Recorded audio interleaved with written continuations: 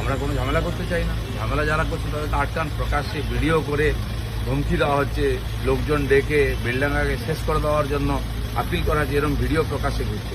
সেই সব লোককে পুলিশ কেন অ্যারেস্ট করে না, যারা উত্তেজনা তৈরি করছে, ভয়ের পরিবেশ তৈরি করছে? আমরা তো গন্ডগোল করতে দিন, আমি উৎসব দেখতে এসেছি।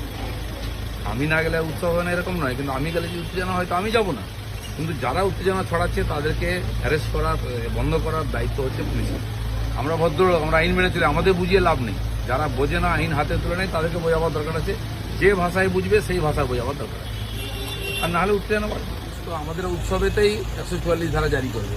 2-4টা দুষ্টতাকারী এসে গন্ডগোল করে দেবে, যাতে হিন্দুরা উৎসব করতে না পারে। এই ধরনের পুলিশের দায়িত্ব নিয়ে ঘোষণা করা উচিত যে সবাই আসুন, এখানে কার্তিক লড়াই হবে, আপনারা দর্শক হিসেবে আসুন, আমরা সিকিউরিটি দেবো। আমি জানি না পুলিশের এসে দম আছে কিনা। আর যদি এরকম হয় প্রত্যেক বছর, তাহলে হিন্দুরা চুপ করে বসবে না, তারা